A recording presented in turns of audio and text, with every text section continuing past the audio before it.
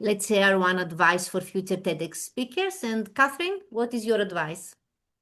My advice would be just let your heart free.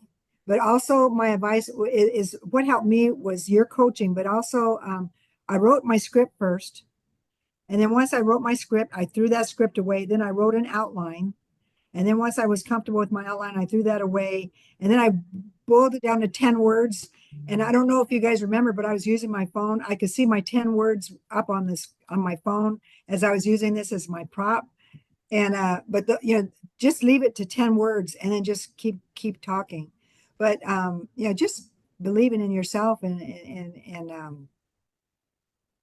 the whole thing about ethos, pathos, and logos, and just having that right balance. But I think the most important part is pathos. The most important part is the story. That's what people want to hear, is a good story. And so, and then, but then when you gave me, I know you were tired of Zooming. It's like, okay, I got all these people. And so she gave me this beautiful this app so I could record myself and listen to myself. That was really helpful. That was really helpful because I started getting better and better. And so thank you so much for that. Oh, you got that. I didn't get that. Oh, wow. I didn't get it either. I feel slighted now. Each one of you Roxanne, I feel slighted. Oh my God. Each one of you took different. It was tailor-made, customized, so tailor-made, personal. So, Susanna, what is your one advice for our future TEDx speakers? I think it would be practice when you're hiking, practice when you're showering, practice laying down, practice whispering it, practice yelling it, practice every way that you can. And until it, like Kathryn said, until it becomes so ingrained in you that then think of yourself as sitting across from someone having coffee and you're having a conversation with them. And that way you can work on really connecting with the people who are in the audience. Yes, it's going to go on the TEDx platform and the video and all of that. But in the moment, if you can connect with the people in the audience, that will translate through the video. Thank you. Thank you, Susan. Gita, what is your advice? Be yourself.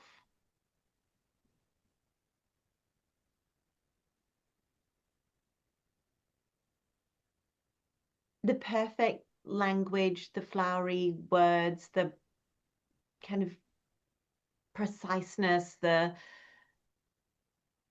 how you want it to be is like a bubble over there that you can get distracted by. And then there's this superpower in you that you can trust that will guide you to create something that will never be replicated because it's from you, the you that has literally never existed, that like the craziest of things had to happen for you to exist. And so whatever it is that feels like you, say that and then let it be free. Bravo. Thank you. Very good. Thank you for this. Thank you, Gita. Helen? Mine's very similar. I think it's because it has absolutely be true to yourself and the idea and whatever it is that you're there to share. And I had versions that I wrote that I was trying to be too clever. I was so hung up on it's a TEDx, it does TEDx. I've got to show how clever I am. And that just didn't resonate with me. And I struggled to actually memorize those versions until I sat down and resat with what my message was, what I wanted to get across, and saying it in my way and in my words, and let my heart come through rather than my head. that was the moment that suddenly I went from not being able to memorize this talk to it landing in my brain just like that. And knowing that whatever I said on that day was going to be from here and true to who I am, not who I thought I should be to be on that stage. Excellent. Thank you, Helen. And you, Dr. Carlton? For me, I think it was telling your one single story. What was your big message? Yeah. And be clear about that message. And I practiced and practiced and practiced. But what I delivered was not what I practiced. And I say that it sounds counterintuitive what I say, but in terms of how I came across, I hope, was I shared the message, I shared the story, but it was the central theme of what was your story? What was the message that I wanted to get across?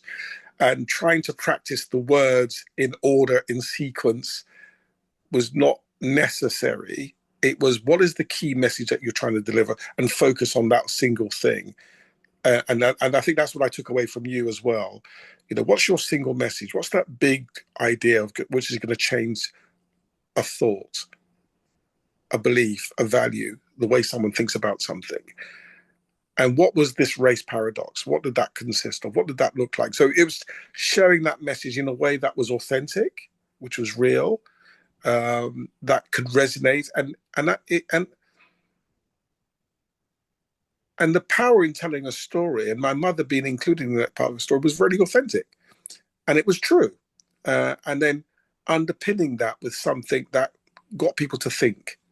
So being authentic about the story and the single message was the key thing. And yes, practice makes perfect. I get all of that. But actually not telling the story in a way that you think is the right way to tell it, as opposed to the way that you think is this idealistic, philosophical, utopian ideology of what is correct, what does good look like. But just being authentic, just tell the story. Tell your story. Yes. And so for me, that was what it was. Even though I had practiced, it was just telling the story that I felt. And as I said, some of the things that you spoke about, Roxanne, actually, Carlton, don't put the words in the window. And just sharing that story, those words, was even more powerful. So sharing your story and be focused on that story. What's that single message that you want to get across, what people will take away? And the fact that I'm speaking here about Kathryn and Helen, you know, and all the other stories that I heard, was that they had a single story that they were telling. They were sharing something that resonated. And I can still remember them now. We're now, you know, several weeks or a month on from that session. So yeah, sharing, being authentic in your storytelling and having a clear message would be what I would say, for sure. And practice, yes, but just not over practice, because I think that can also make it a bit too prescriptive, and I don't think people connect if it's too over prescriptive either. They want to see you in that story. Bravo. Thank you. Bravo. Also for Dr. Carlton. So lovely. Way to bring it home. Yes.